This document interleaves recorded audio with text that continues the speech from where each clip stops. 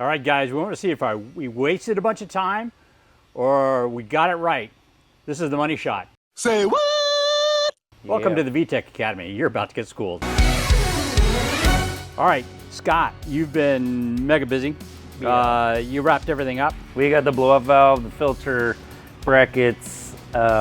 We chose to recirculate it back in there in case we try to go carb legal on this. Yep. Some other odds and ends. Finished up the wiring for our fuel sensor, reservoir tank.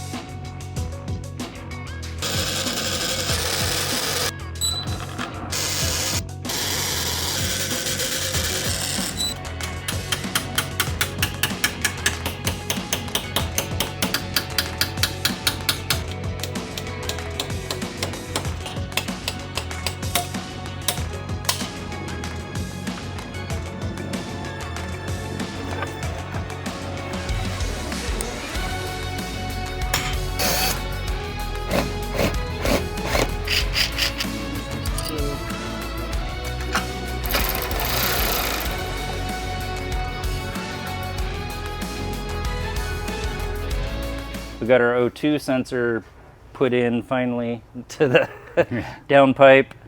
All the fluids are topped off, and by the way, when he says carb legal, he actually means EPA. Some 50 state legal stuff, which is which would be carb legal, but that's for another video. So exhaust, all the intake piping's done, reservoir, radiator, everything's. Basically, what I'm sure visiting Brian because I had a question about a K-tuner. I tried uploading a map sensor that was a 4-bar map sensor, and for whatever reason, I couldn't do it. So I'm clearly not adept at this whole thing. Not a problem. We'll see what's going on. So it's, yeah. As soon as this loads here. Tune's loaded under map sensor. You click if you click the drop down, Yeah, I did there's that. two different options. So currently there's preloaded the factory option or a 4-bar, or if you have all the information for any other 2.8 bar, whatever. Yeah, So I have that information, but let's run the 4-bar. Okay, so in this case we'll click the 4-bar. We'll upload it to the ECU. Make sure that this is good. That's what I did. Erasing the ECU. User. ECU has been erased and it's reflashing. I'm a little disturbed. That'd be cool. Cool. Yeah, all set. I appreciate that a lot. We actually are running on a 4-bar map sensor, which is compatible with the K-tuner. I had a little difficulty loading the tune-up for whatever reason. I couldn't get it done, but Bryant was able to get it done. this is the last piece of the puzzle. We're gonna plug it back in and see what happens. It helps if you put them in the right hole. Oh, it's one of those. Yeah.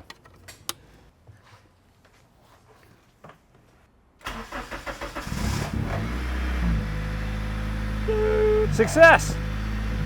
It's alive. Well, that means I need to take it for a rip. See what it's like. Idle control.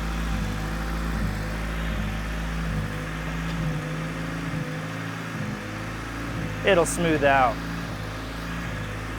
Tim Kelly can fix some of that. I'm sure it needs a tune. Oh yeah. Evo killer. Wait, do they still have those guys? Yeah. All right, I'm gonna back her out.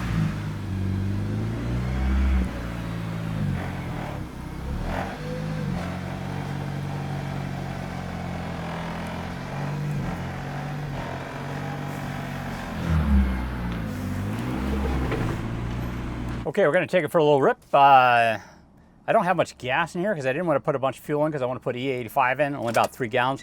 Hopefully it doesn't starve around corners. Need to tighten that up. I'll probably miss a shift or two. And need to put in proper seat belts. Here we go.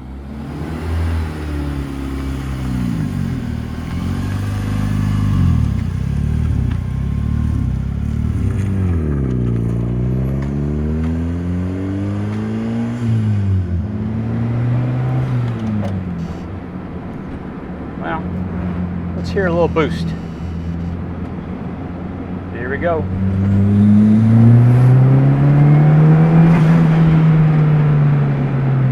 Wow. It feels like a turbo car. I'm not sure how many times I can do that before I put it in limp mode, but we'll try it again here.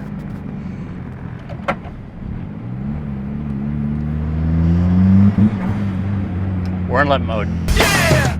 Ah, bummer. We got one shot. Well, we need to get it to the dyno and get a proper tune on this thing. Make sure it's legal for OBD1 and get this thing registered and get it on the street.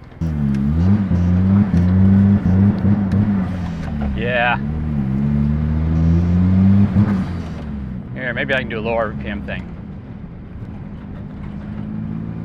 We'll feel the boost. And right as it comes on, we're in limp mode. All right, well, next up, dyno time. I'll probably put bigger injectors on here too. And some E85. And we'll see what this thing does.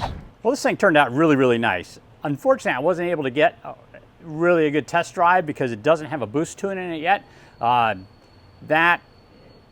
We did that one short little pull, and it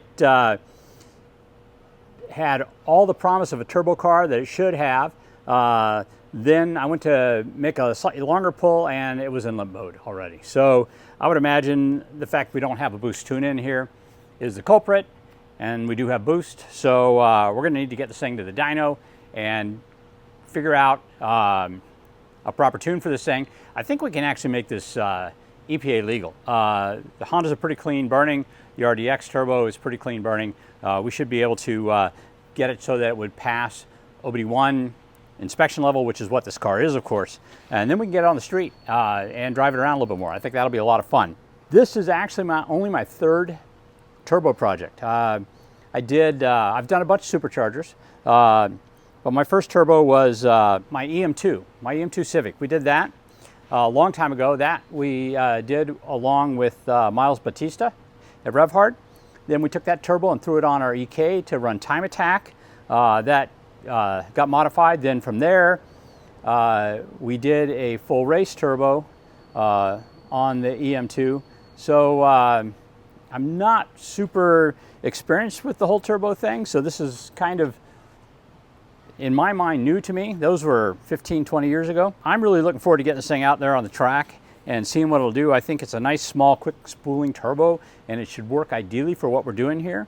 And remember, this is only a K20. If it works well, we're going to throw it on a K24 and see if we can't get a little bit more juice out of it. Having put together the motor ourselves, I didn't notice any odd noises or anything coming from it. Everything sounded as it should have, so I think the engine is going to be absolutely fine.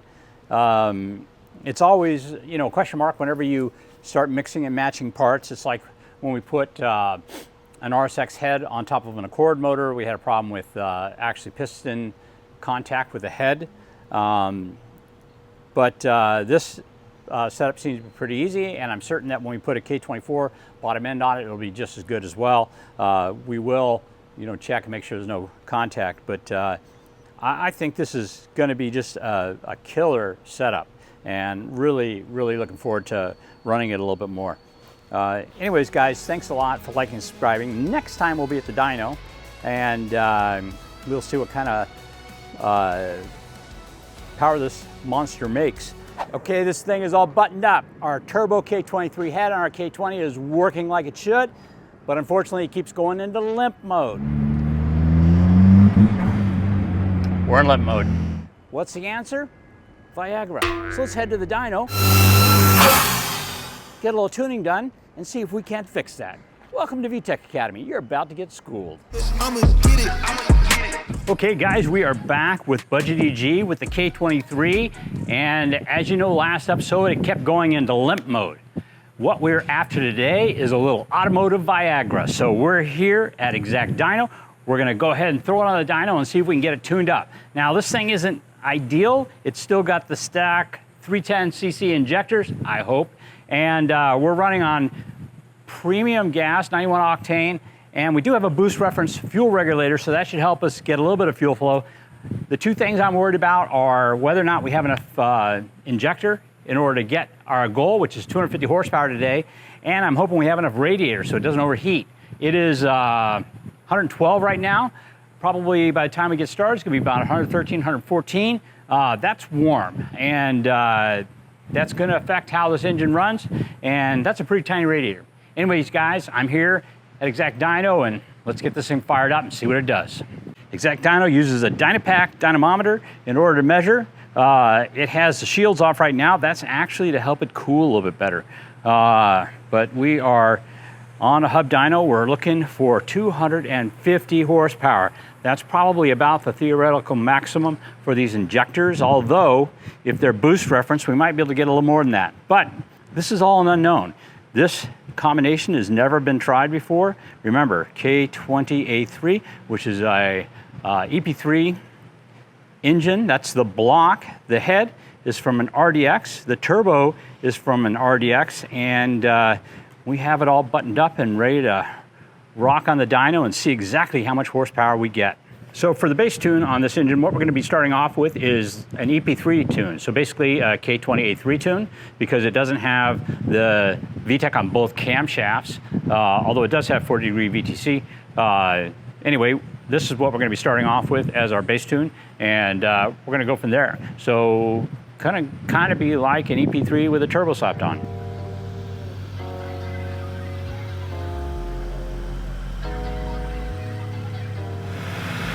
Tim adding a little extra fuel pressure. Give us some more headroom with the injectors.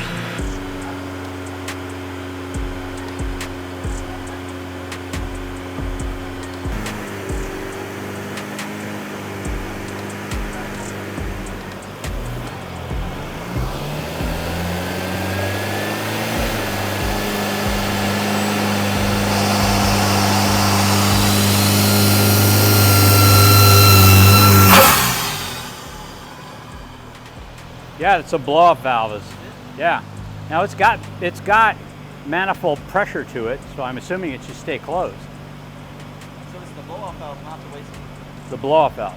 Opening that soon? Yeah. It's got 15 tons of food. Oh, good. Well, in that case, I'm not worried.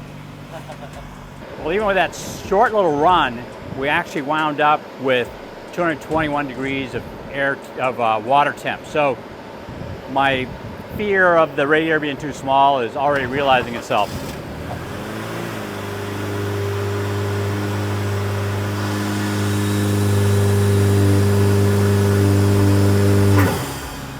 We seem to have a leaky blow-off valve.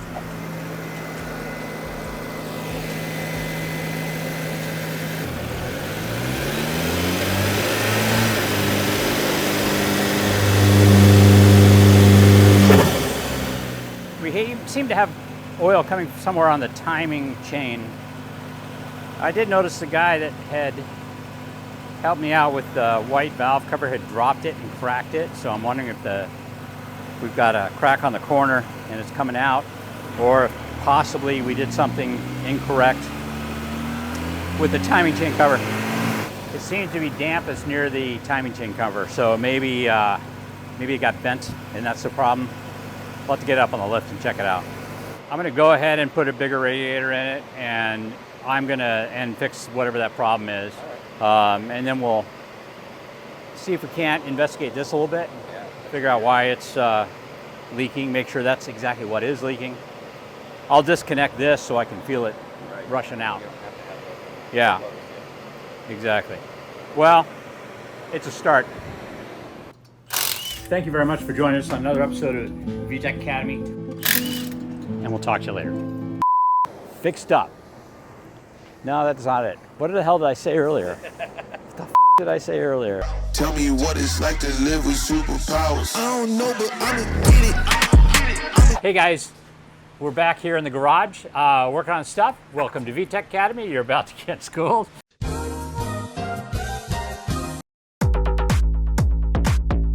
I just got schooled, sorry. Scott's injured. He's been lipping around all day today. Brian's not injured.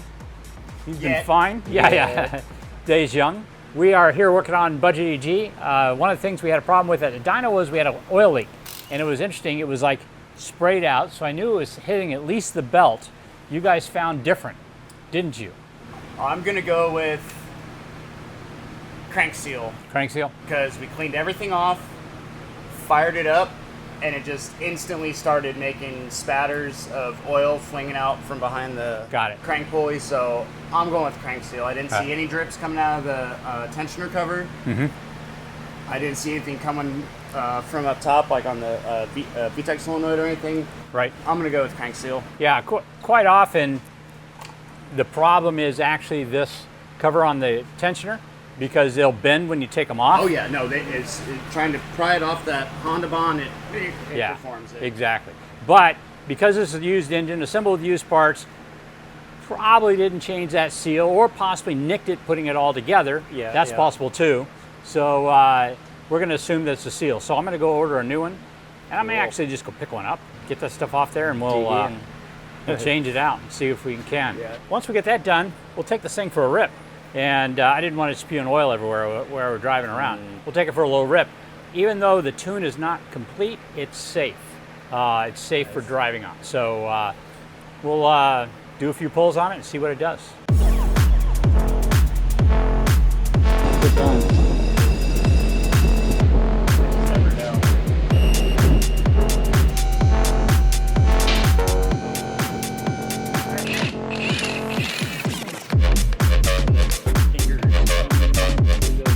And that looks red with rust, and then that's like not smooth. That's destroyed, dude. I wonder if we can Scotch break that. The seal's on the done. lathe. Just look at it. Oh yeah. Look at all that oil in there.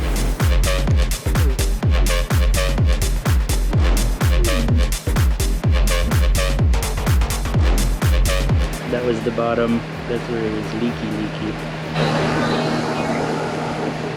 There's a Brian in here. Yeah, no. No, I'm like off-brand. I'm like the Walmart Brian. It's like an off-brand.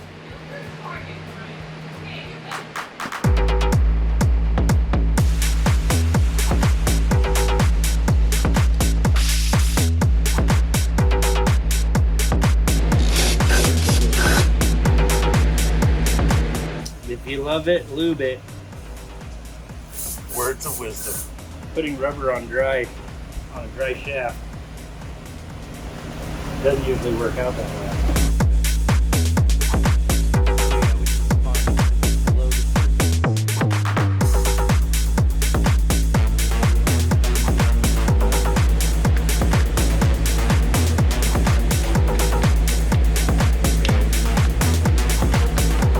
Excuse me, I'd like to use the one to check it.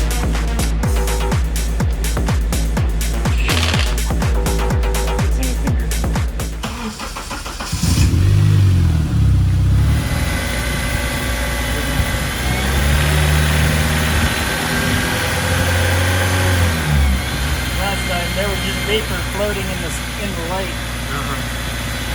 That looks dry. All right, Brian, Yes, ready to do it? we're in the heat. We're going to go test the EG, Budget EG, in 115 degree weather and see what this radiator does. I'm going to sweat. Alrighty. Take it for a rip.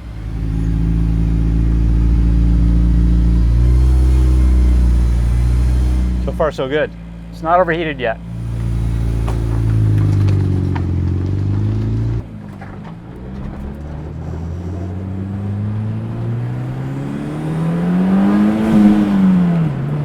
Ooh, boost. Cool. So now, we've got a few changes going on here. We of course have the turbo motor, at least with a decent enough tune that it shouldn't cause a problem with the car. Let's see here. I think I've got an 1/8 mile here I can get around with. All right, we're gonna come to a complete stop. Nobody behind us, nobody in front of us. Let's wait for it to reset. we're reset.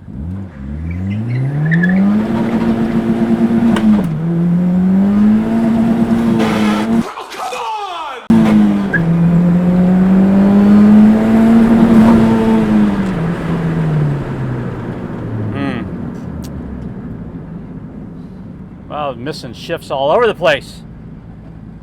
I'm going to blame it on the fact that the shifter is kind of loose. Might be time to spend some money on a proper shifter here. Let's go find another spot to do this.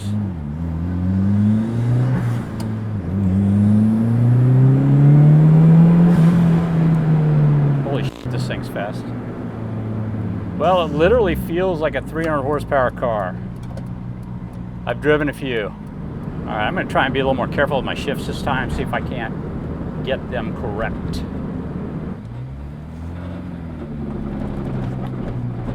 That shutter, by the way, I believe I have a clutch style LSD, which doesn't like tight turns, particularly if this one's set up for road racing, which it feels like it is. Anybody behind me? Not yet. Reset, please.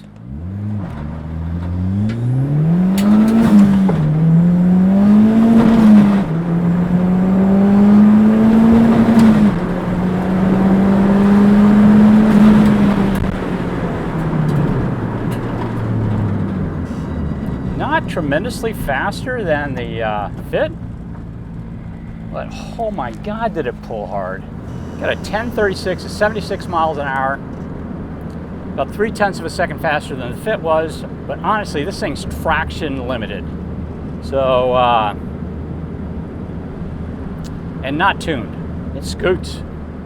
I would bet that on a decent tire, on a drag strip, this would be a 12-second car. Very surprised the temperature hasn't spiked. Totally curious to see what it would be. We'll have to set up some data logging in here so we can kind of see what's going on.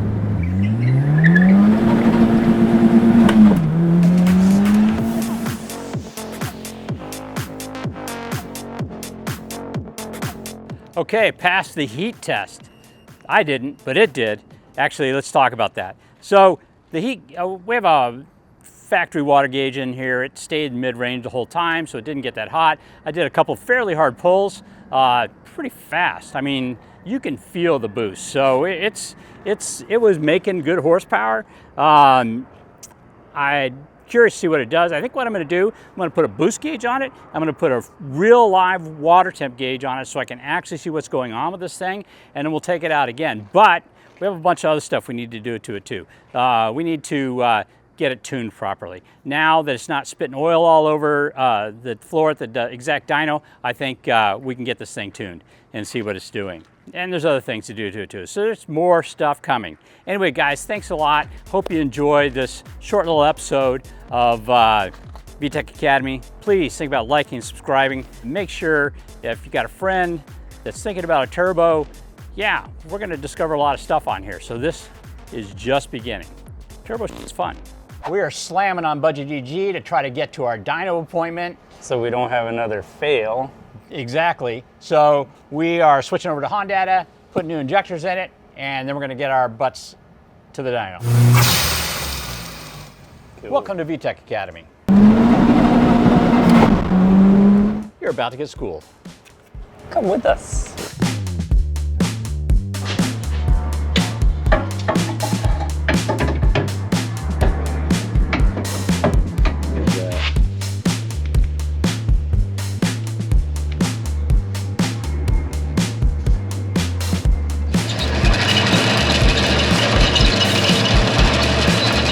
And now we're going to change the thermostat housing to a swivel one. Prepare for splash, because you might get wet, camera. Or not. Yeah.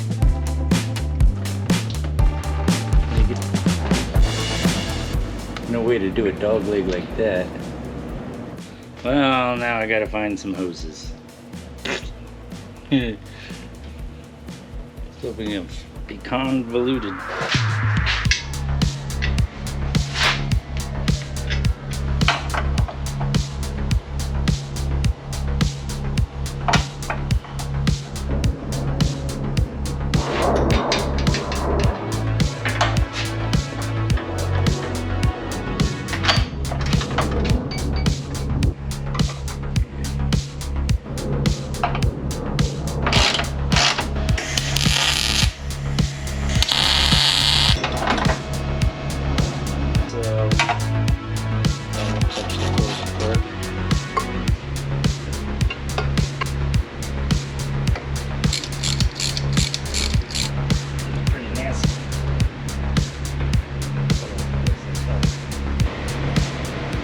You love it, love it.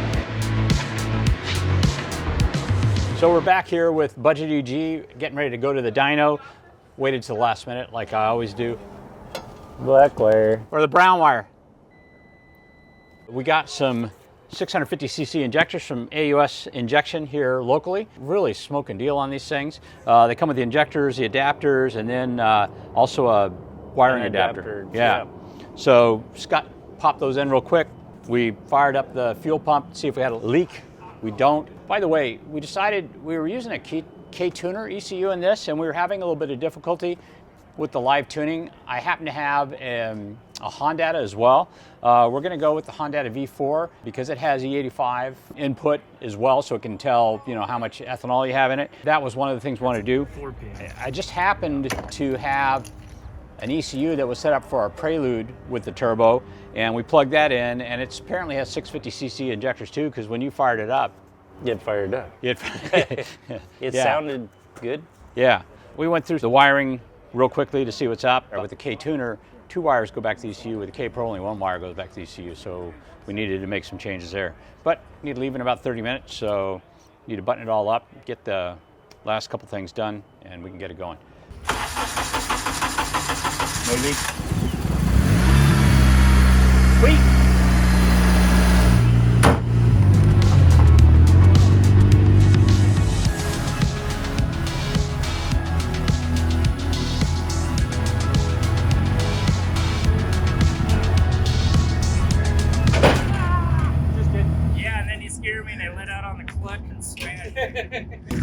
All right, third time gonna be the charm, Brian? Third time's a charm.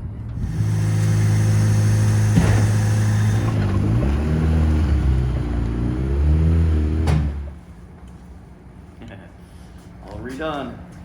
Yes.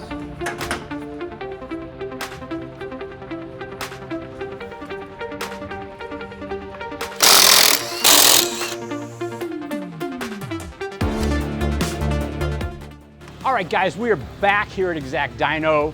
Hopefully, third time's a charm.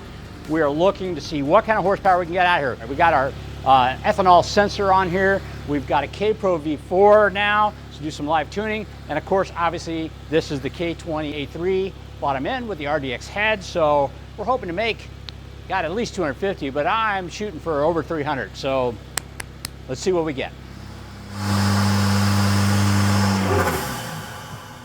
One of the other things about the last time we were here was when we heard the car running, we could hear the blow-off valve operating. So I was under the impression that the blow-off valve was maybe leaking and had a problem. But when I got back to the shop, I did a bunch of research on the way blow-off valves work. And really, until you get to a certain throttle position, they're leaking boost all the time. On one side of the blow-off valve is actually a vacuum line. And then you have a 10-pound spring, which is trying to keep it closed. And until the manifold is actually seeing, less than, say, 10 pounds of vacuum, it's going to be keeping that wastegate open or partially open, so air is going to be coming out. This, to me, was an eye-opener. I thought it was only basically when you got off the throttle, but that is really about full throttle stuff. So if you're full throttle, it starts making boost relatively quickly. The blow-off valve closes completely, and all the boost goes to the motor up until the point where the wastegate actually opens up. I put a visual aid on here to kind of illustrate what I was talking about, so you can see what's actually happening as the engine's running. This should help explain how a blow-off valve actually works and when it's working, when it's not working. I have this little guy on here. You can see he's actually got just a little bit of pressure to him, even at idle. The turbo is making boost even at idle, but this blow-off valve is totally open because of the vacuum in the intake manifold. So that is what's happening right now. All the excess boost being made is being bled off right now. So you can see him somewhat inflated. So let's see what he does when we're actually running the car at higher RPM.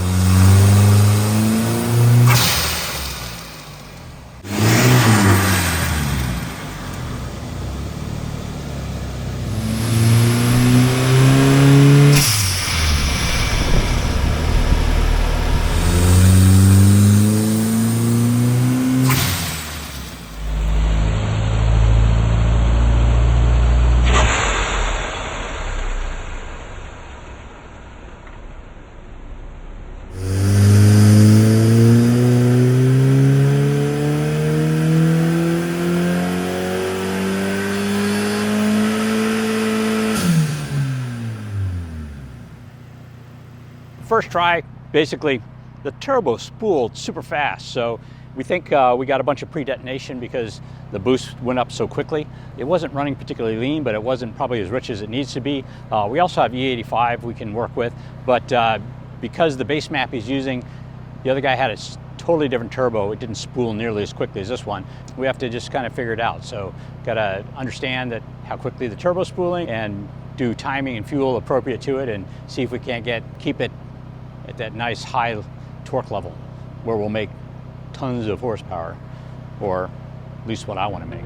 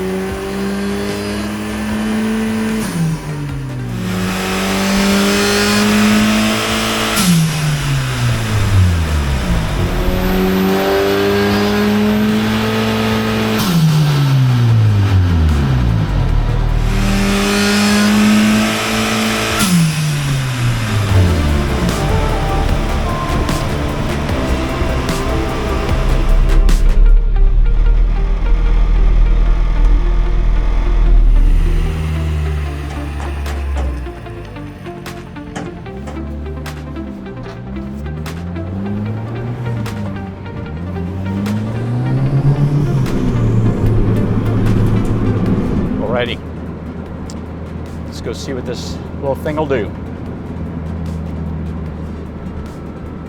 It already feels much smoother applying the throttle and stuff.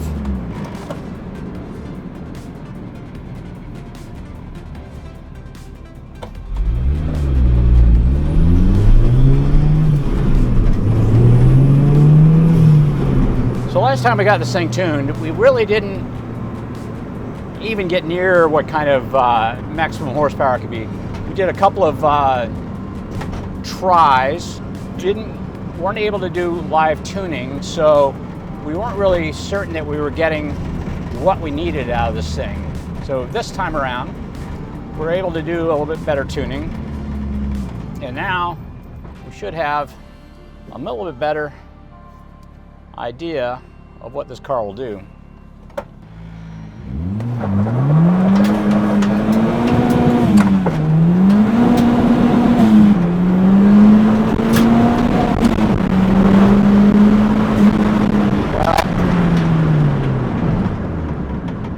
That car is significantly faster than it was before. I only got a 1031 this time. I'm going to start a little farther back this next time, see what kind of time I get. I actually didn't stay on the gas the whole time because I started, I think, a little too late in my 8th mile run, and I was going pretty fast there towards the end.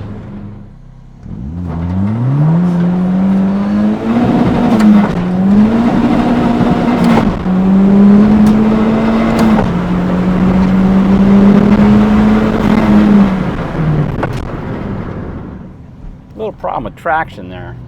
We did 1021 that time, 80 miles an hour, actually slower than the time before, but I actually was kind of really on it rather than trying to kind of let the tires hook up. I probably should run this about 4 or 5 times and figure out what's the optimal RPM to take off on. But basically we were just blowing the tires off for second gear.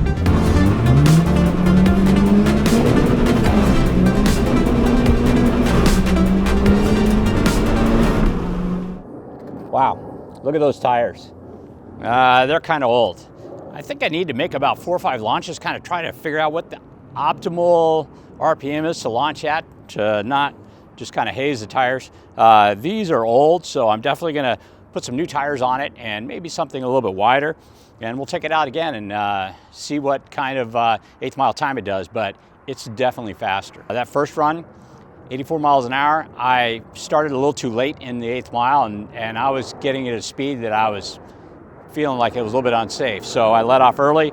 Next time, I just launched it too high in RPM. So first, second gear was all spin, and even though I went faster in the 8th mile, I did wind up going slower top speed. So I'd like to take it out again, maybe throw a different set of tires on here, and might as well put the suspension on and redo the alignment. We'll continue upgrading and see how quick we can make this thing. It's fast though. It's fast. This is actually a true budget build. If you look at the things that both Donut Media did and maybe some of the other channels, this engine costs us less than $1,000. In fact, the transmission's more expensive than the engine because it has an LSD. This is a true budget build. Please think about liking and subscribing, and hit the bell if you want to have notifications to know when we have more content coming up. And thank you very much for joining us. It's always a good sign when you get back and you feel, you smell the car burning. Something caught on fire for sure. This is insane. Nolan from Donut is in town. We're doing a swap in his hatch. Ooh, race car. Mustangs. Hey, Nolan's in town. We're working on his hatchback, but since he was here and he drives a lot of cars, Yeah. we want to see what he thinks of our project cars. Let's do it. Welcome to VTEC Academy. I'm about to get schooled. Pick a side, pick your poison. All right, Nolan, this is probably our most popular project car. It's also kind of the most ratchet. Okay. It's got these fenders that didn't quite work out the way we wanted to. We're going to do a custom thing, so don't worry about that. Okay, I won't. And don't worry about the tires. They're What's the kind of theme of this? What's the conceit of well, this the build? whole theme of this car was budget K-swap. Budget case swap. So it's been through a few different setups. We started off with like an Accord engine with 160 horsepower. We did a head swap on, but we switched the block. We did a head swap on to, what was that? It was a CRV block. Okay. And we just couldn't quite get the power that we wanted. So let me show you what we did here. Okay. Oh, wow. So we kept a K, but we did a K23 turbo head on a K20 A3 bottom end, which is like a base RSX or a EP3. Okay. So kind of the weak bottom end with the turbo on top. And we made about 250 horsepower and torque. So I mean, so basically we took Wow. the head that nobody's using because Yeah. you can't bolt the block to anything. And we repurposed it, and that's awesome. it makes Oh, cool man. sounds. And Oh man. Okay. Yeah, I'm ready. You ready for yeah, this? Hell yeah. it, in my opinion, it's pretty rowdy. Okay. So, but you've driven a lot more. I've driven some rowdy stuff. Yeah. Yeah. But I'm looking forward to this. Dude, turbo EG. It's a stock turbo too. That's awesome. Oh man.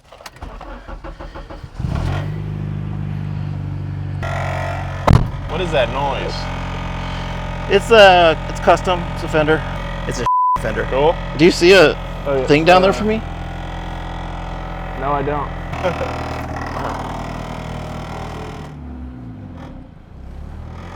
Oh, I don't think there's power steering on this guy.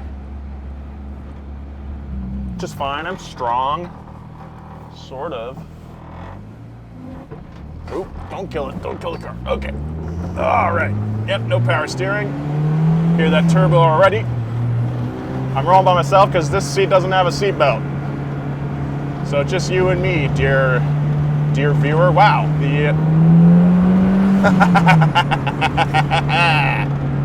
Oh, the front end feels really weird, but I'm gonna ignore that. Dude, this is sick. All right, let's give it a little punch here. Oh my God. Oh.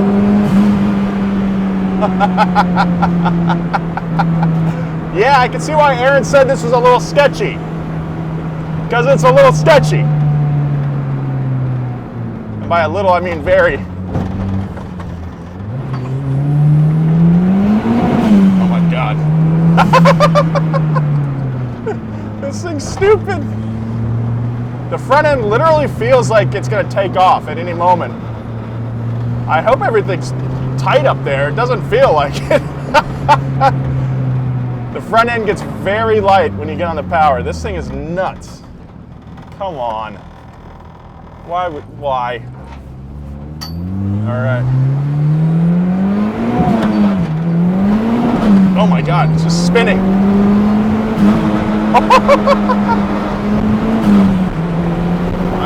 Oh yeah. Okay.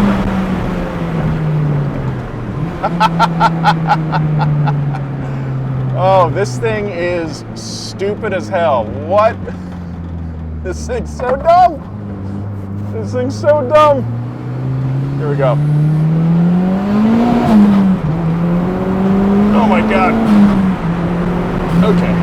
Slow down, Nolan. This thing is so stupid. Oh, Mustang?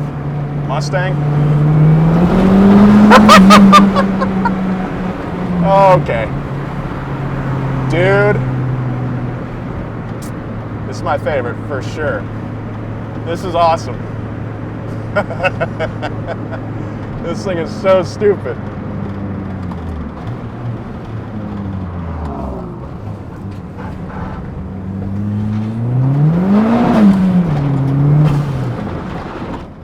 It's always a good sign when you get back and you feel, you smell the car burning. Something caught on fire for sure. This is insane. Well, this one's my favorite. Is it now? Absolutely. I could barely hear you when you were about a quarter mile away. I mean, dude, it was. No matter what gear you're in, It's power everywhere. Power everywhere. Also, I'm pretty sure the tires are just non-existent. The revs are going super high. I feel like I'm going fast, but no grip. But dude, it's super fun. I feel like this is the move right here. This is the move here. I will say, for this is as close to a muscle car I've felt in a front-wheel drive car. Just because, yeah, real rowdy, like you were saying beforehand. Dude, and it revs up just like, it's alarming how quickly it revs up and the power comes on. It's like an NA car almost with how quick it is. Yeah, really fun. And really the thing cool. is, there's probably a little bit more room in it to make more horsepower, but how it sits right now, I don't think you would need more, honestly. Like the car weighs nothing, right? And I mean, you're spinning the tires anyway. Yeah, it's awesome. Yeah, we for all these builds, we kind of do it like a baseline 8th mile with the aim solo. Yeah. And the times are really slow, and people are like, "Oh, my EM1 with the K20 is way faster than that already." But I mean, you can feel it. It's different on the street versus like a prep surface and with good tires and all that stuff. Yeah. But yeah, this one's pretty rowdy, huh? I love it. I had a great time. I feel like maybe this one's like the class clown, but it could also kind of kick your ass. Oh, yeah. It's like Carrot Top, right? You think Carrot Top could kick your ass? He's freaking ripped, dude. He's ripped, but like that doesn't necessarily mean he's good at fighting, though. He probably hits the pads every now and then, though. I'm pretty sure after all these years of being abused by the general public, he's had to work out some frustrations. Maybe he might have some hands. You're right. Yeah, I mean, you don't want Carrot Top's hands. No. No, this thing is really fun, and everybody should build turbo K20 EGs. Go make the market.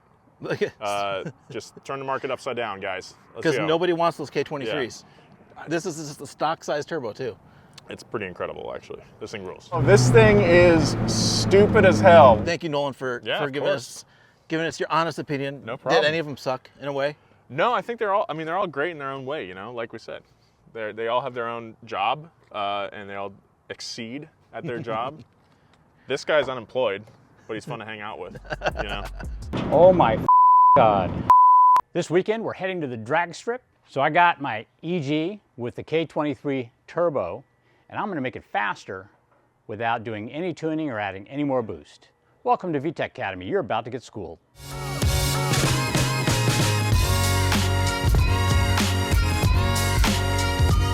Okay, the first improvement we're going to be doing is actually this new shock and spring setup. Now, you may be wondering how this is going to actually make it faster. Well, we have stiffer rear springs on this setup, and that should help us keep more weight over the front end and help with traction. So remember, this car is actually set up to be a road racing car, not really a drag racing car, but regardless, this should help out a little bit with the stiffer rates, and we should have a little bit more stability and keep our weight over the front end. The second improvement, though, is going to be this.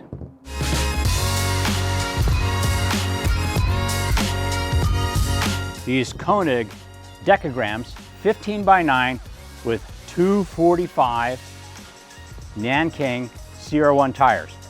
Now, this nice wide wheel helps me have a nice flat surface here, and with the super wide tires, you get a lot better traction coming out of the hole.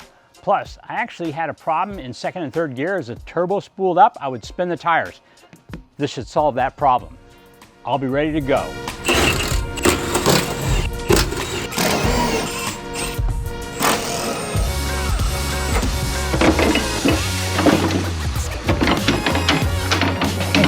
I don't know if that's how it was supposed to come out, but... If you look right here, you can see the difference between the suspension that came off, the Eibach spring. You can tell that the coil is just slightly smaller in diameter, but just as importantly, it's a lot longer. And the longer your spring, the softer it is. So we have a very thick short spring, a very long thin spring. So that's going to make a big difference in how stiff that rear end is. Remember, both of these sets of springs are made by Eibach. Eibach makes ground control springs, so they're super high quality.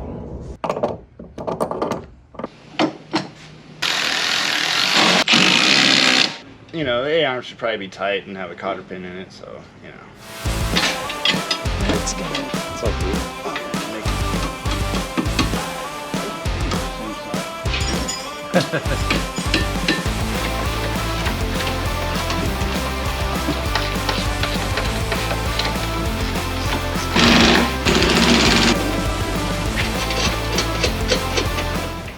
Typically nothing we can't handle on this.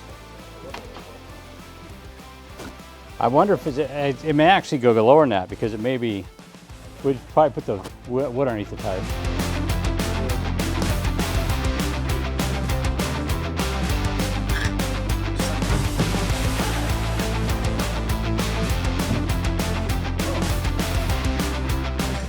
You guys going off road or what? Brownie spec, is that what you're trying to say? Let's go back up the 4.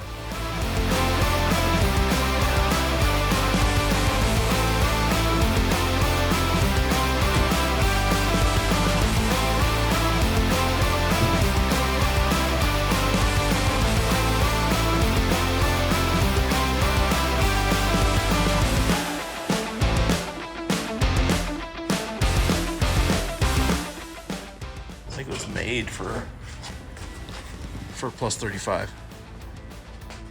Okay, we got the suspension on and the tires on, and we did it wrong. We screwed it up. I didn't read the instructions. Let me show you what happens. This is a stock shock.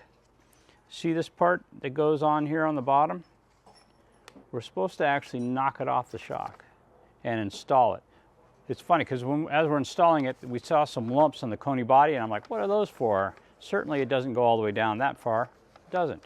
But those lumps actually stop this in it's where this sits against, so that it stays firm. Now, probably not any danger of them diving into the bodies going on, because there's a big divot where a bolt goes through, and that's going to hold it from moving. But I need to go find some stock shocks. I need to knock these off. I need to pull these off again and put that on so that they are correct. Don't like doing things incorrectly. As my dad used to say, when all else fails, read the instructions. Unfortunately, in this case, I should have read them first. I thought I put them on right. I did not. We have another problem too. These wheels are like a millimeter. Let's see how much room we got. Probably about 5/1000ths of an inch of clearance between the rim and this knuckle. So what I'm going to do is I am going to go ahead and look for a spacer, a fairly thin wheel spacer. I'm sure I have a couple around here somewhere. We'll put that on, and that should fix that problem. Now, we do not have extended lugs on this, so I can't use a very thick spacer, but I don't need a very thick spacer. But that brings up another point. One of the next things I'm going to have to do with this is I'm going to buy some new bearings, and we'll get some extended studs, put them on this. We'll press them apart, put them back together with extended studs. That way we can put as much spacer on there as we need.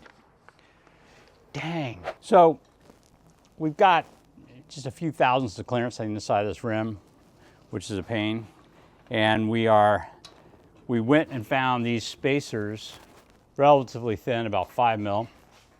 But even as thin as those are, when we put the lug nut on, we don't get very many threads. So rather than go out there and die, I am going to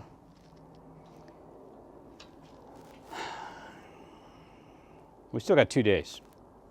So we're gonna just go ahead and put these in, roll this car off the lift, work on another car we have to work on, and I'm gonna order some hub bearings and some extended studs. So we may be putting this back together Saturday with extended studs.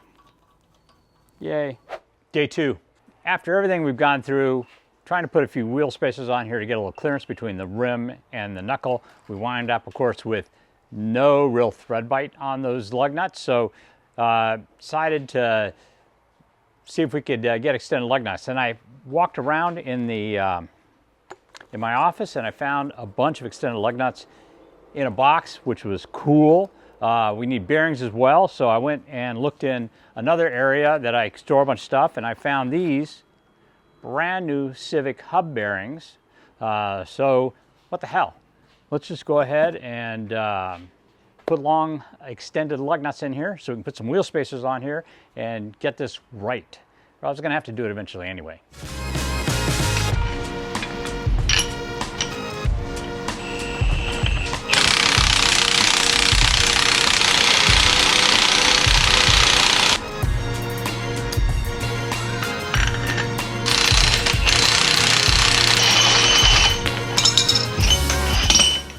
Excellent.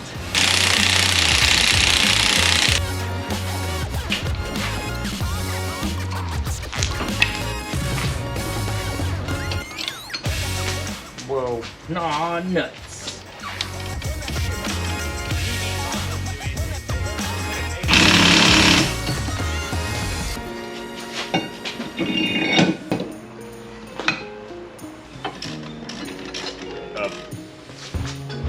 Okay, so it took us about an hour and a half. Press the old hubs out, press the studs out, put our extended studs in, put it all back together with fresh wheel bearings, and an hour and a half later, we're done. What's up?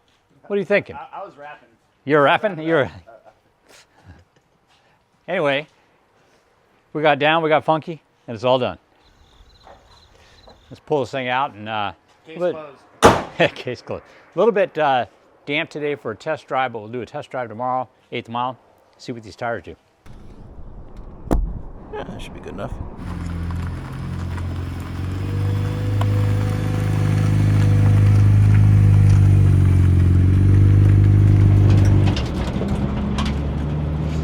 All right, the tires are very sticky. They're picking up all the gravel here as we go along, so that's good. Nothing like fresh tires. All right, right now it's kind of set up for road racing, so we've got a little bit more camber in the rear than I would normally run on the street. The fronts are fairly flat, so we should get good traction. So let's go see what this thing will do. This probably isn't the best surface to be doing this on, but what the heck, it's what we got. All right, we're stopped. Let it reset. Make sure nobody's around. We're reset. Here we go.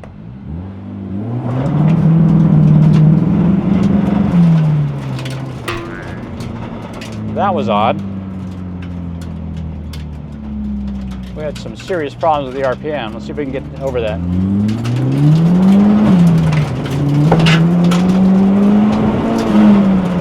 All right, we're gonna turn around and go back and try that again. That may have just been the rev limiter I was bouncing off of.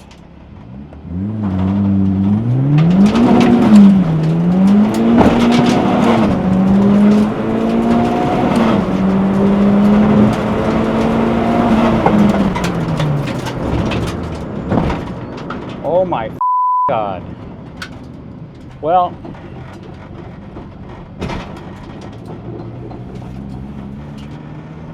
I think I want to check this to the drag strip. That was a little bit ridiculous. I don't know if it's our best time ever, but that was a pretty damn good time.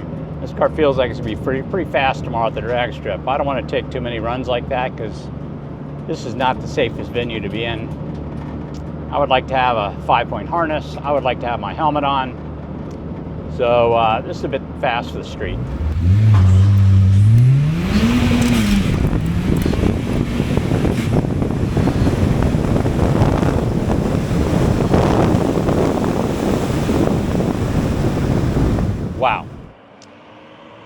That's scary fast. 951. Like I mentioned when I was driving back, I do not want to take this out on the street again like that.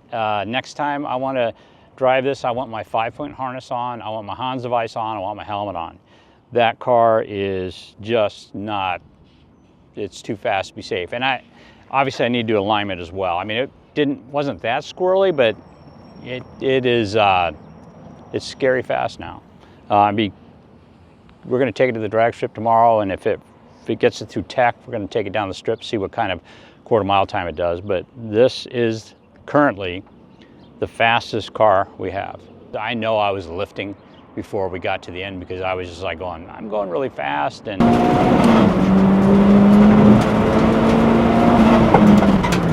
although the brakes are particularly good on this, I did not like the idea of coming up towards the turn at 90 miles an hour. So I started just kind of easing off a little bit, but it's our fastest car so far, and acceleration wise it's pretty scary. So I'm looking forward to getting this to the drag strip and seeing what it'll actually do on a semi-prep track, and I really want to get on the road race course.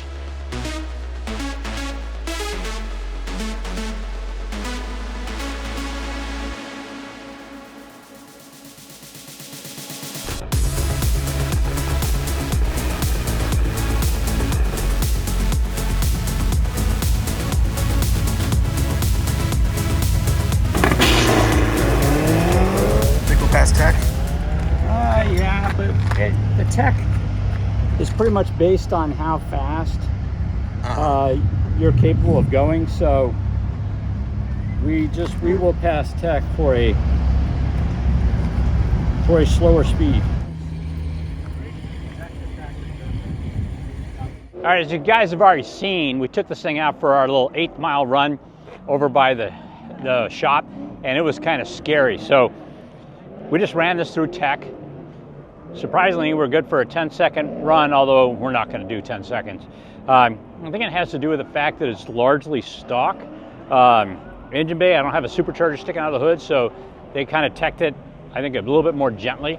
So we're good for 10s. I have all the right safety equipment. I doubt we're going to go that fast, but I'm very curious to see how fast it is. It's going to be amazing, I think. Road race tires. We do have a tune, although not the final tune. Again, we're just going to send it. This one, we can keep going out there if we, because we're not going to break 10 seconds. So we're going to be able to play around with this one a little bit. Should be a lot of fun. Let's see how fast it goes and see if it's as fast as the J Series supercharged car.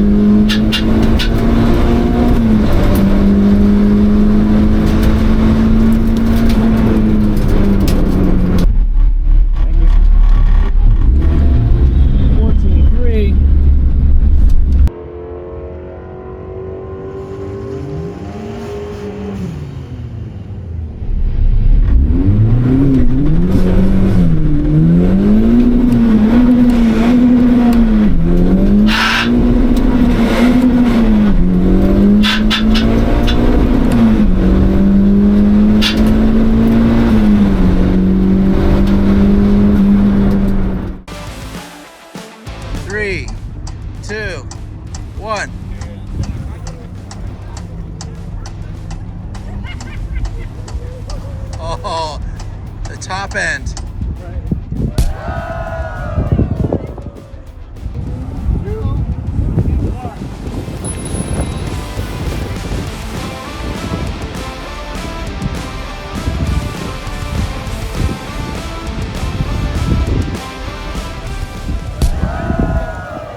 Undefeated. Gotta say, came out with a good crew today, you know, had it together. Gap Lord.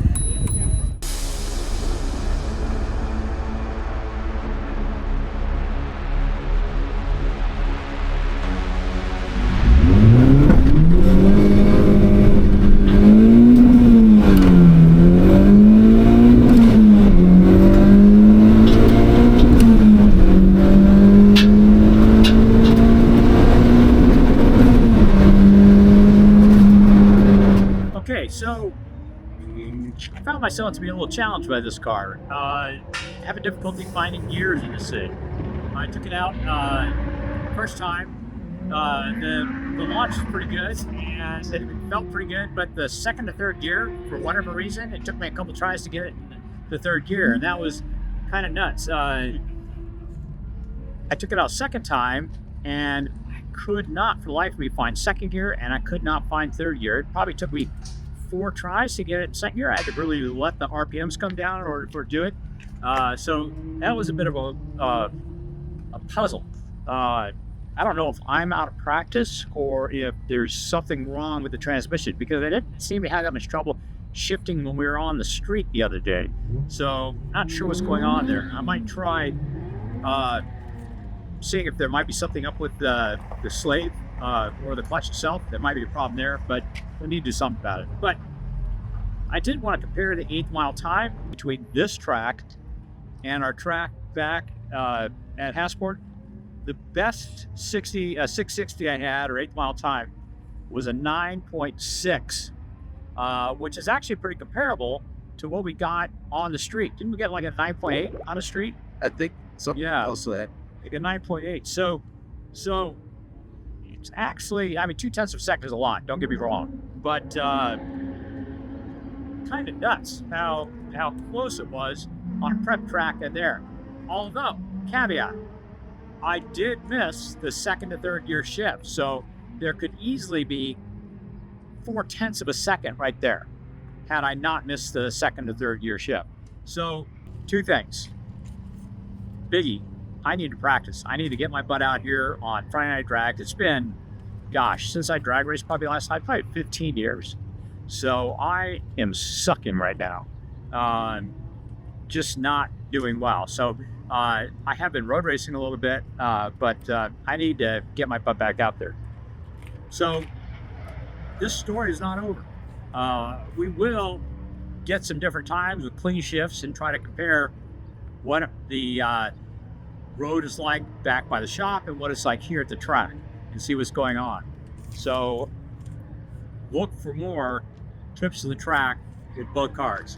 And I will try to figure out what is a legitimate comparison between running on the street by the shop and running on the track here.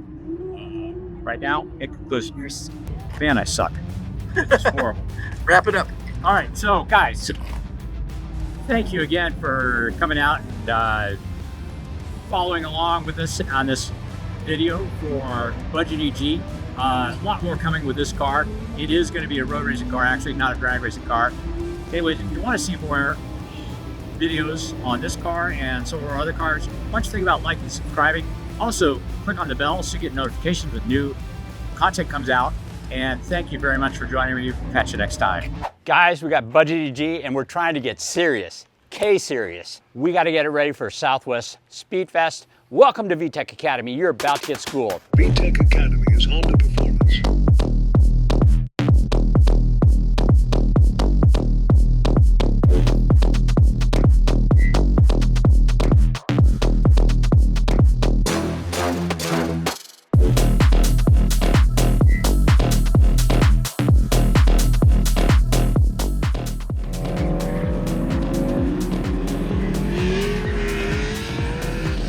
Not that easy.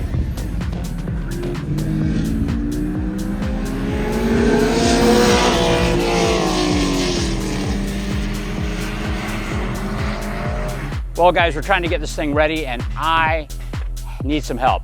I have an experienced driver though that I found, Brandon.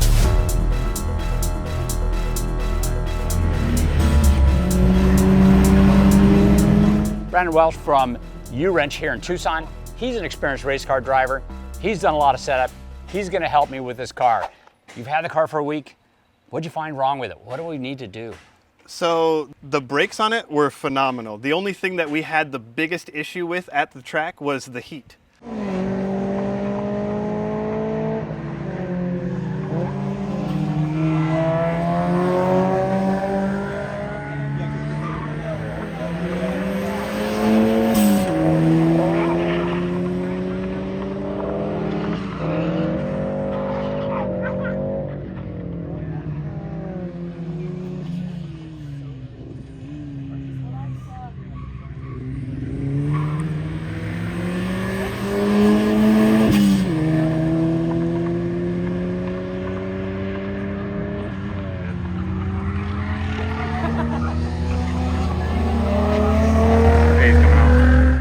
couldn't handle more than 1, maybe 2 hot laps before it started overheating.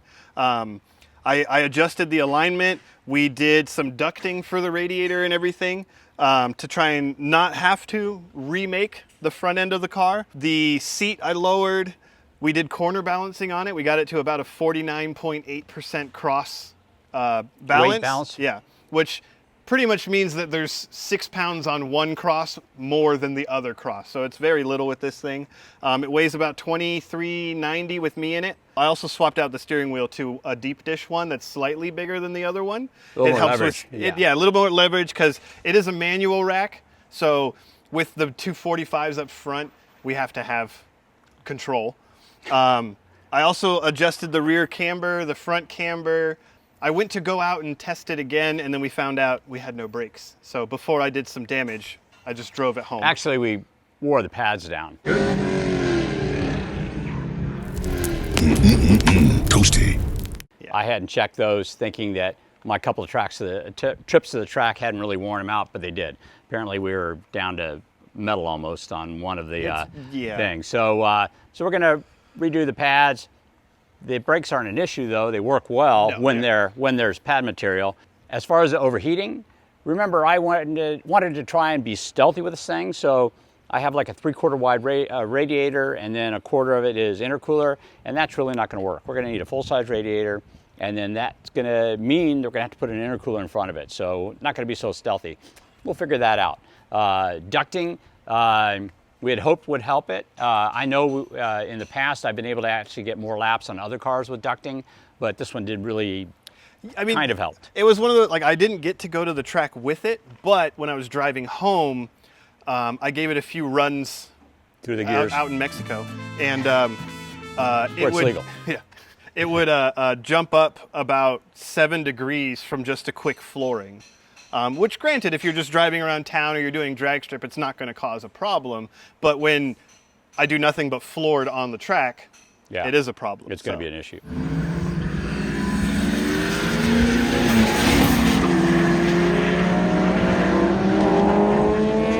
So anyway, we've got a few things that we need to do on this thing. I'm back down here in Tucson. We've got the Ridgeline and the trailer. We're going to pick it up. And we're going to bring it back to Phoenix, do the things, and then bring it back down here so we can get on the track again. Yeah, or we might go to, we might cheat and go to the track that we're going to be racing in September and do some testing there. Yeah, that would be better. Right, and it's the other thing too, with having the long straights and the faster corners, it'll be better for the setup versus the tiny straights and really fast corners. Yeah. So Muscleman was definitely a good thing to give us the basis of what the big problems are, which really was tiny little preferences for me and the overheating. Yeah.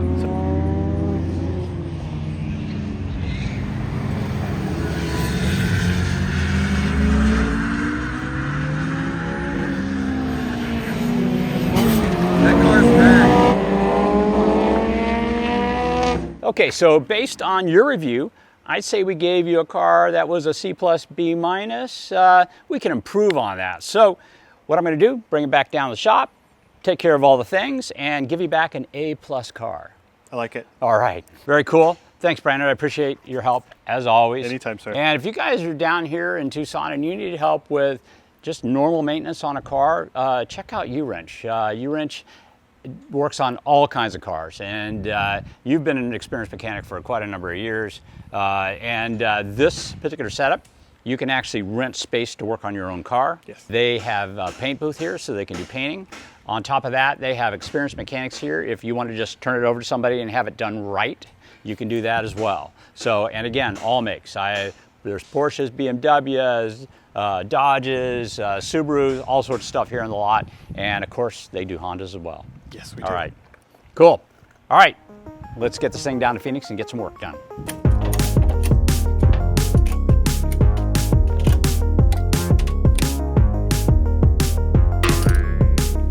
Good to go.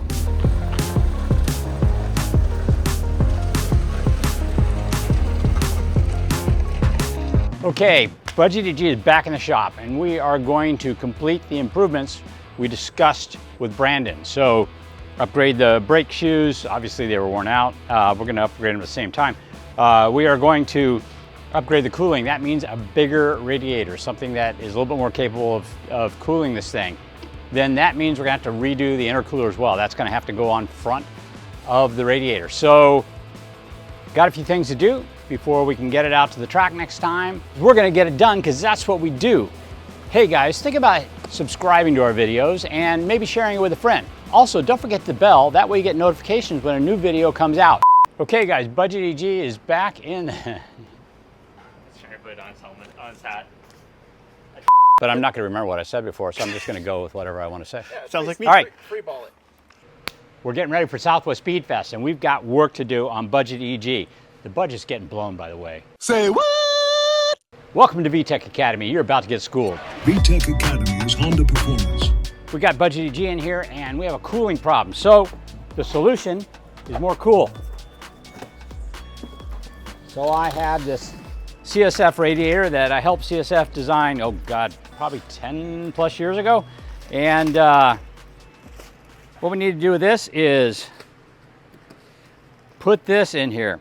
As you recall, this is actually a modified CSF radiator. We shortened it. This is the full size one.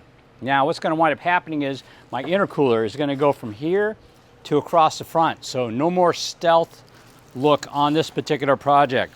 I'm a little bit bummed about that, but honestly, it needs to be drivable on the track, and that's what's important. So I have to figure out another way to hide the intercooler. Anyway, right now we need to fab this in there, and we need to figure out how our intercooler is going to work, how our intercooler piping is going to work, and get that all going. And then we've got just a few other small things we need to do when we get back on the track and see if all of our modifications solve the problem. So along with our increased cooling, other things we have to do is we need brake pads. This thing was almost down to metal. I didn't realize that when I gave it to him. Sorry, Brandon. And we also need upper control arms. For some reason I thought I had adjustable upper control arms on this. I do not, so we weren't able to do anything with the front camber. So that's another thing we're going to be working on. So we need to get all these things done so Brandon can get back on the track, get another test before we go to the track for real. Let's get going.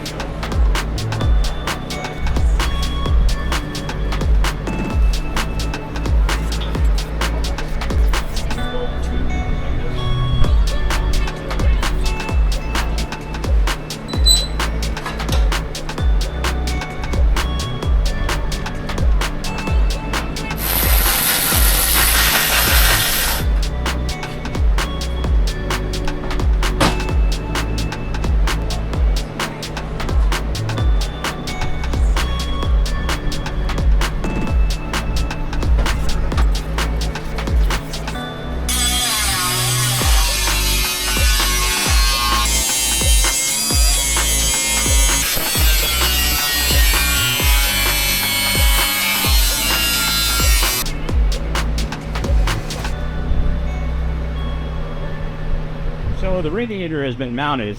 The only thing we need to do now is actually mount our top bracket so that it stays in place. But this is a CSF radiator made for DC2. It actually has dual mounts on it, and it'll work for DC2 and EG. And it's a full-size radiator. It's going to be what's needed to cool this thing.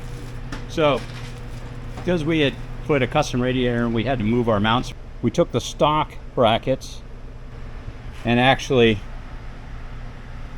put some backing plates on them and then drilled rib nuts and mounted them in there and bolted it down. So we have the two EG bottom brackets remounted in the proper location so it works with our radiator kind of DC2 location, and now the radiator mounts in nicely, is centered where it needs to be. And the next part is our intercooler. This is our intercooler, probably larger than we need it to be. This is going to go right here, and then we're going to weld 90-degree tubing on the end of each of these tanks to go straight in through the subframe kind of keep our path as short as possible.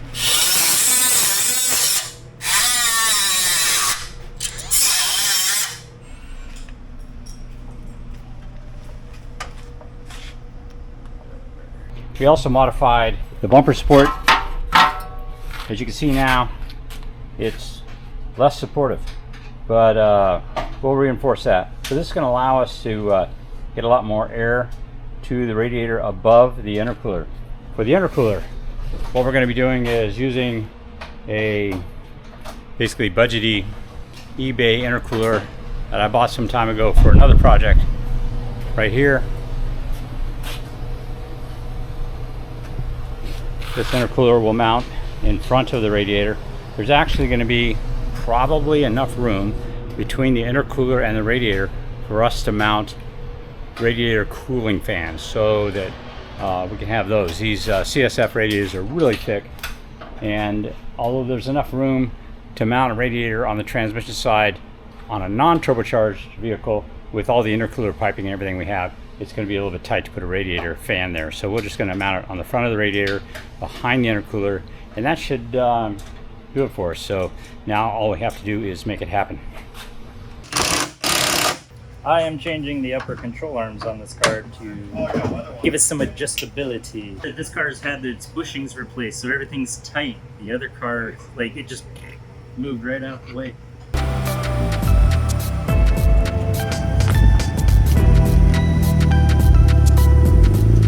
I'm over here at SMS Auto right now, and they are going to be doing the suspension setup. So SMS has the ability to put this thing up in the air, put plates underneath it, make sure everything's aligned properly, get the camber right, and measure it within half a millimeter of its life. So I went to them to get this done. They do a lot of race car setup, mostly Corvette stuff, but they decided that they could help me out as well, mostly because my brother owns a place. Anyway, that's what's happening right now, so let's check it out. Well, we started off setting up the alignment stands using levels and a carpenter's level, balanced them out so they're all the same height, they don't rock, they're front to back, side to side is all level. So we get the car on there, we set it up, do a basic check of all the angles, write them down, then we know what to adjust once we start adjusting.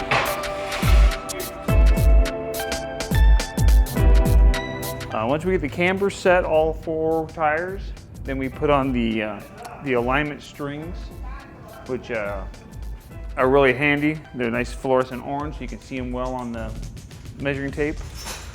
Put them on, we center them up, we set them in the middle of the wheel, set them in the center of the car, so we get a nice accurate measurement.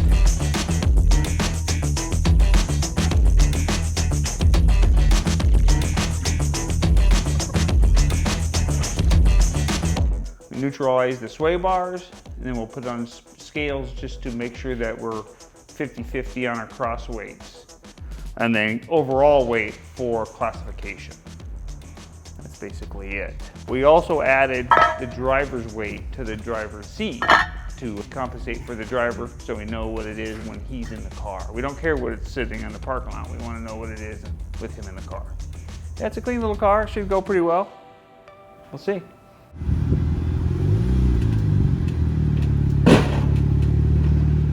As you guys may know, this engine is a K20A2, which is the base model K20 engine. Comes in the Civic Si, comes in the base RSX, and we have the RDX head and turbo on it. And that RDX head and turbo is the thing that we're worried about.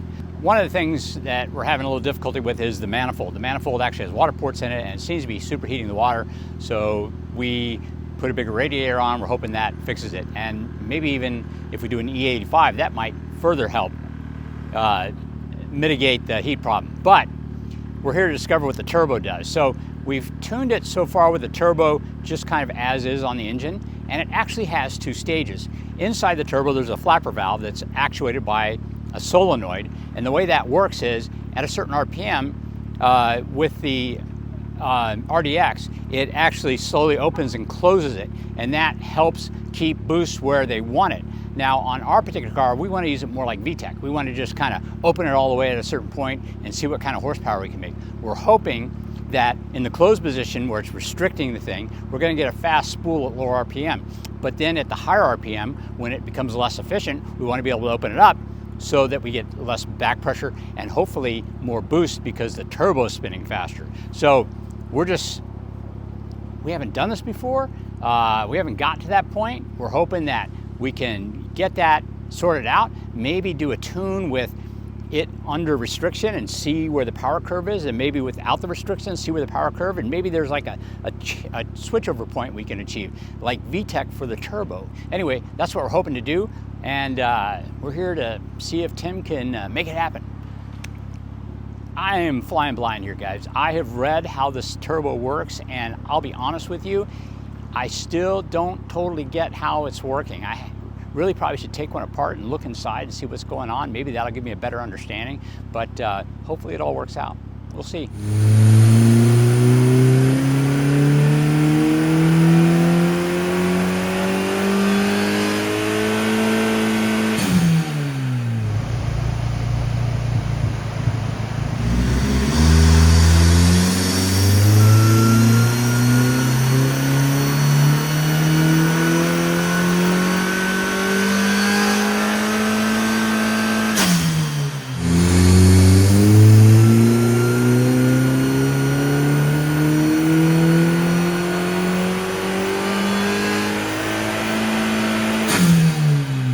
Time for the juice to get loose? Yeah, time for the juice to get loose.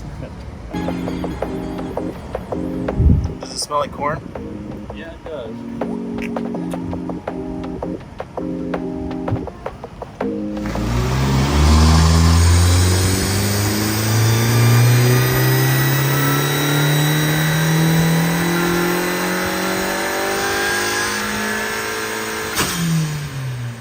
Well, there we go. E54 with 40 horsepower.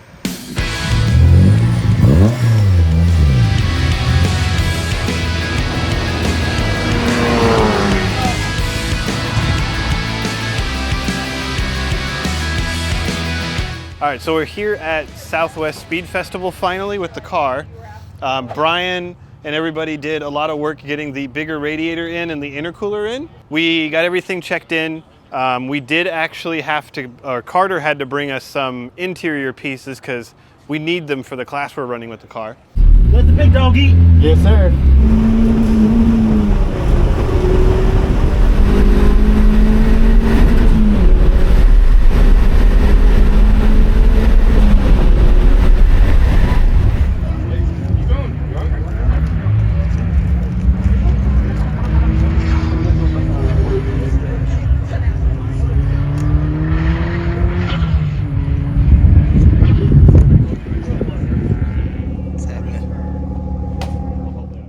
Everything was feeling great. I was driving the car hard. I was getting my corners down, figuring out the shifter because it is a little old, so I got to make sure I can find all the gears we need. And I get on the straight, and as I'm coming down the main straight here, which I'm in 6th flat for a decent amount of time, I hit the brake pedal and straight to the floor. So, not good. I had to sit there and pump the brakes. I got the car under control and I was able to bring it in no problem. But by the time I got in, we had absolutely no pedal. I was actually just using the e-brake at the end of the lap. So we got it in, we start looking it over, we get the wheels off so that we can get a look on this, and we were like, all right, we gotta bleed it. I got it too hot, my bad. And one of the guys was under here looking and then just literally watched a drip. And so, of course, shouldn't be dripping. He looks through it, find it. Brian runs his hand under the booster and off comes black paint with fluid. So the master went, which makes me feel better because I actually didn't overheat the brakes because they felt fine. It's just the master was like, I don't want to do this anymore. We found one at AutoZone. The alignment felt great. The car responded properly.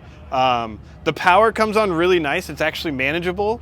And fun fact is if you're in 2nd and you just floor it, it will blow the tires off. But once you get into 3rd and 4th, it's much easier to manage the torque coming out of it and even pulling the car out of corners and stuff like that, keeping up the speed. This car is so much better than it was at Musselman. I'm super happy with it. And we might have done this BrakeMaster thing at Musselman if I got more laps. So hard to say with that. Yo, new master for our vehicle.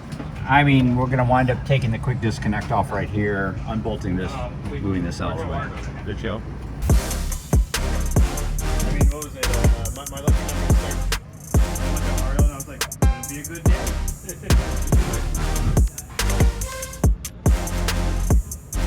It's about that time. Right? We've been here for long enough. Time to turn up, dog. Make sure these brakes are good. We'll have some fun. Break yourself, fool. Well, no, not that one.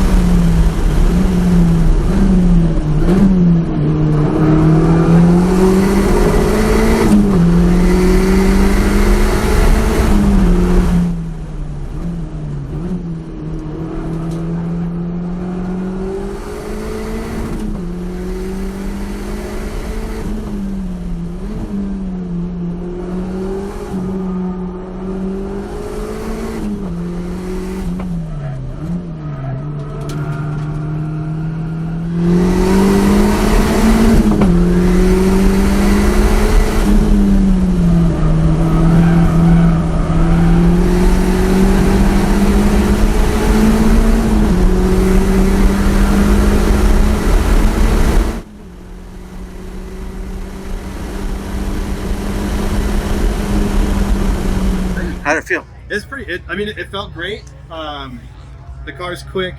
The brakes. I think the 7/8 is kind of screwing me on pedal feel. Yeah. It goes pretty far, but it stops. It like coming down from 6th to 3rd here. I had no worries after a couple of them doing it. I was like, all right, just flat to brake, and everything was good. So we'll just have to figure out better feel. And I really do think the proportioning valve might be a bleeding problem. And the funny thing was, I screwed up a lot. So I wasn't going to say anything, but there's more time out there, so that's good. It's still kind of getting hot, but not too hot. Yeah. Well, here. So these bushings in the back where the controller mounts. The whole Oh, is that supposed to do that? Yeah, I mean, selling cars, you pay a lot for active camber, but we don't need it on this one. Have you seen them just fail like that before? I've never seen them fail like that. I don't know where they went. There's a lot of movement. The rubber's been totally squished out. So we will, hopefully we can put some stock ones in their place.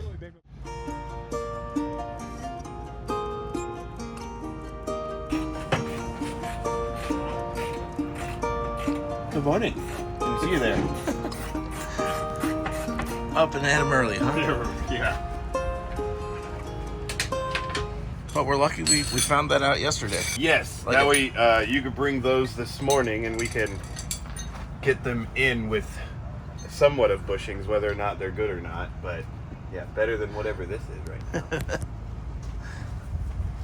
Were you able to get some rest? I was. I slept on Tage's couch.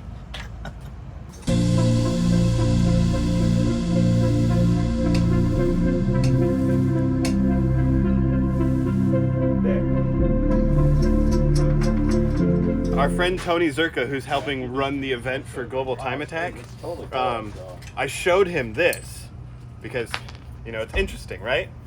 And so he said that, did you see that there was, for like almost one lap, there was a debris flag over at 1, and I didn't see it. And someone went out there and picked up these 2 things that were on the ground, and they were 2 destroyed rubber bushings at the braking zone from the main straight into turn 1, which is where I'm flat in 6th forever. So they came out at the fastest braking zone on the track. We want them back. So.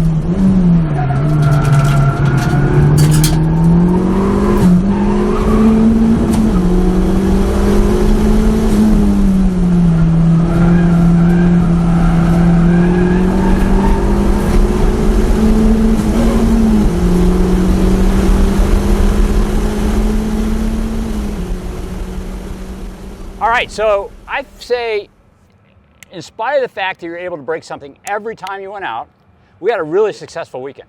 No, it was great. Yeah. I mean, like, for anything that happened, it was still a very good weekend. It was. And honestly, things broke because used parts. Yeah. So, and that's just going to happen. So budget when I drive breaks. Yeah. Hopefully when you do it, it's different. Yeah, exactly. But I mean, you drive it, you break it, you repair it, and then you go back out, and eventually you've broken everything, and it's all new, and it's not so much a budget anymore. This is true. But anyway, so overall, I'd say we had a big win.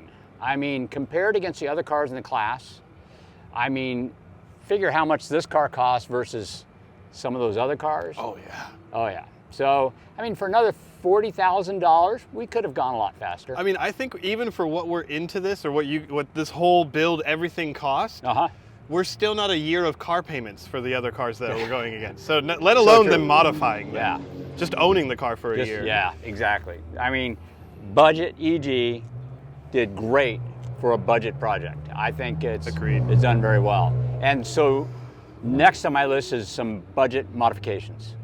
Yes. So more budget because of plywood and and doing it ourselves. And doing it cutting my own stuff. Yeah, exactly right. Being at the little track where we couldn't really even get a hot lap without overheating, this one I was able to do a hot lap, cool down lap, hot lap, cool down lap, hot lap, and then the check engine light started staying on longer than I wanted it to be. Got it.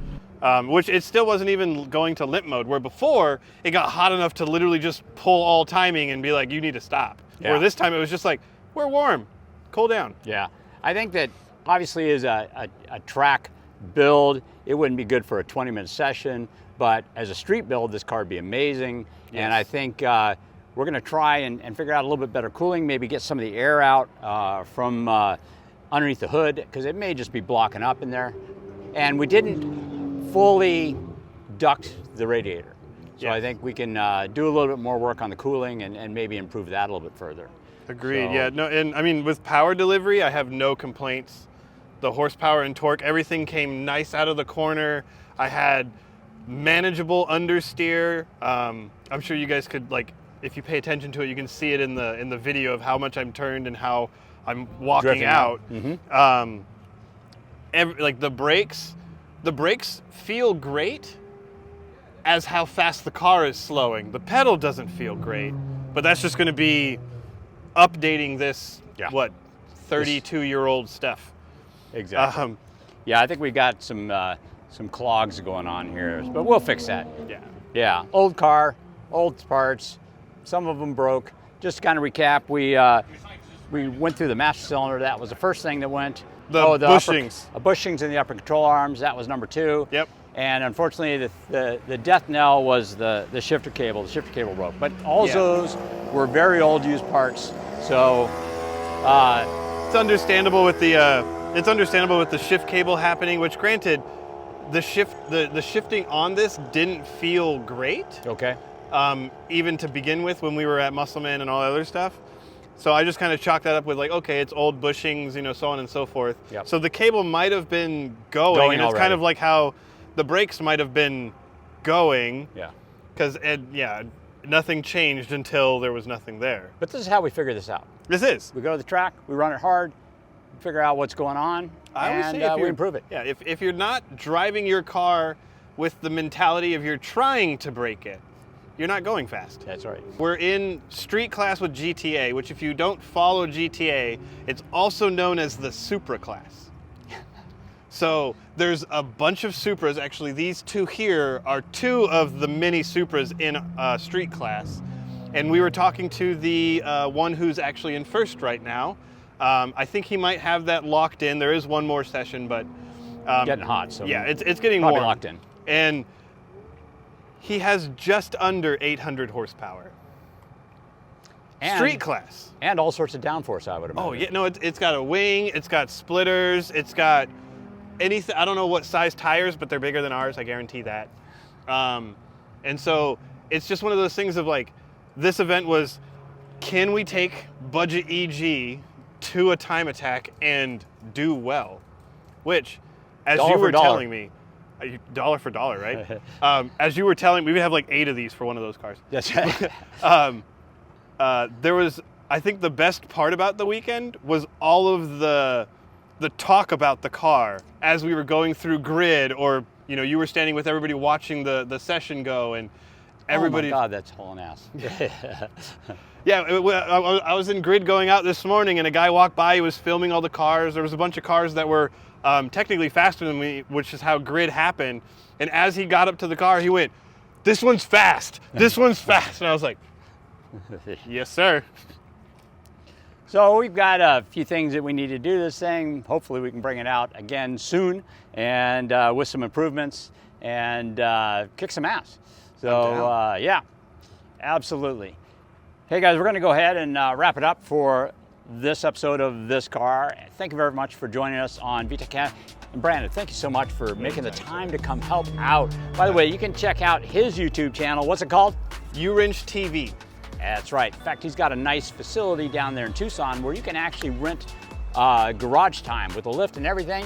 And you can even rent a person to do the work for you. So anyway, thanks guys for joining us, and we'll catch you next time.